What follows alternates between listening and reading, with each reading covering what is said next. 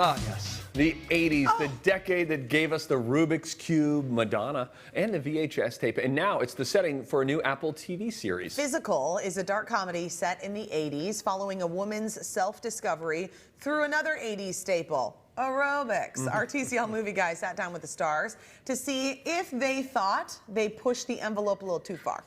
I love you, whatever happens. You think something bad will happen?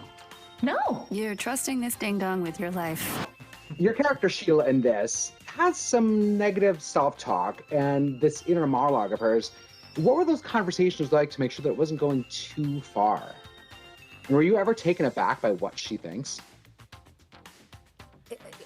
Constantly. I mean, it's deeply uncomfortable. It is not an easy place that we're exploring. It's the human condition. It's the conversation, unfortunately, so many of us have had, or I know when people see it, they relate, men, women, and obviously Sheila is an extreme example. We meet her at a breaking point. I can't keep up. Blend in. I feel like that constantly. Sometimes I think writers sometimes write about themselves, and you just kind of talked about tapping into your own history. Were you ever too afraid to do that? Oh, I was afraid of that for decades. And and the hardest part was just starting to do it. You know, I think the illness is really good at telling you that if you share it, you're gonna get rejected by people.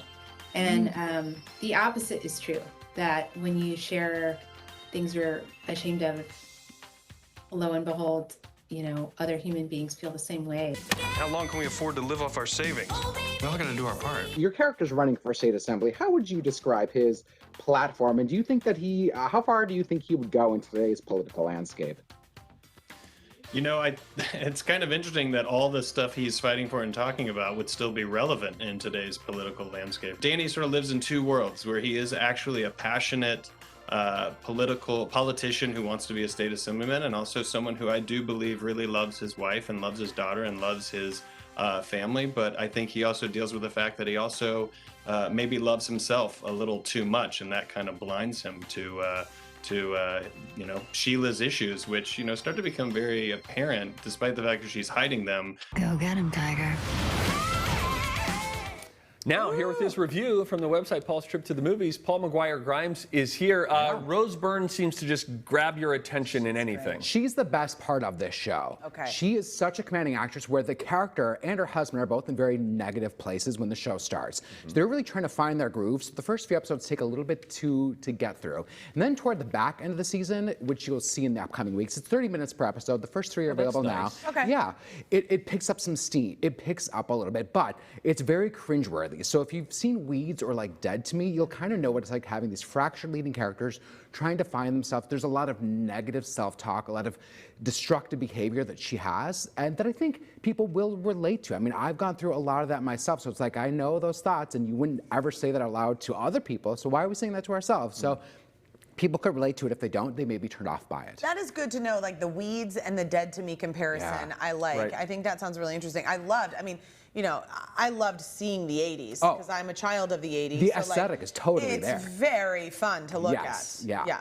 That's something that's appealing when the show itself, or if you don't even care for the other supporting characters. I had a hard time getting through some of the other supporting characters, but I'm like, it's such a fun show to look at, listen to. Yeah. Listen to the sounds there. Ticket stubs for that So one? 3 out of 5 for physical. Yeah. Now, there is a new movie that is out on Disney Plus that you For free. don't need premiere access for. This is so great. We were talking about it this morning. It's called Luca. Yeah, it's the latest Pixar film, and it's about a sea monster named Luca, this little boy voiced by Jacob Tremblay, who when he goes above the surface, he gets into a human body, and that's his best friend Alberto, and they, you know, discover the Italian Riviera together and become really close, deep friends. Oh, okay. So it's like kind of a little bit of a Little Mermaid. Yeah, deal? so it's like part Little Mermaid, it's a literal fish out of water story, part Call Me By Your Name in a way. Okay.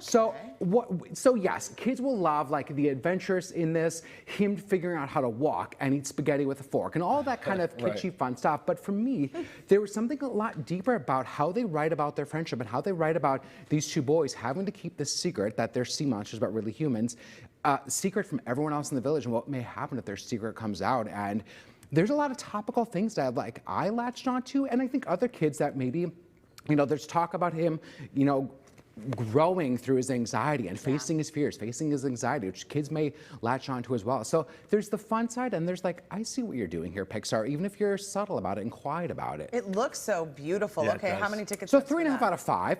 I mean, it's not as it's not going to break Pixar grounds like you would Finding Nemo or Inside Out, but it's a sweet fable that I think kids will like. Last one I haven't heard of, Paul. Hitman's Wife's Bodyguard. Yes, What this is the rare action comedy sequel that I found way better than the original. So that's Ryan Reynolds, who technically doesn't have his bodyguarding license anymore, but he's hired by Selma Hayek to find her hitman of a husband, Samuel L. Jackson, who has been taken by the mafia.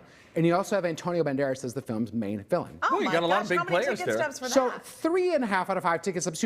If you like those three and their brands, you will die laughing the entire time. It's very heavy on the comedy, heavy on the action. They know the movie that they're making and they play right into it. Look at that, Paul McGuire Grimes. Paulie. Good stuff. Visit Paul's website, paulstriptothemovies.com, for information on movies and streaming services. You can also listen to him on the Colleen and Bradley Show on My Talk 107.1 every Friday. You can watch him on his YouTube channel as well, also called Paul's Trip to the Movies. And TCL's Movie Trip is brought to you by Muska Lighting. If you're looking for a way to beat the heat, Muska Lighting has what you need.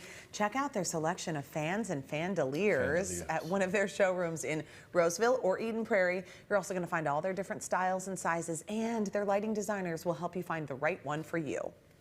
Thanks to Muska Lighting for sponsoring TCL's Movie Trip. Replace old and dated fixtures with a new light and change the look and feel of your home. Our mudroom fixture from Muska Lighting is a total showstopper. We get compliments from everyone who walks through the door. Talk to the experts at Muska Lighting in Roseville and Eden Prairie for help finding the perfect light for you.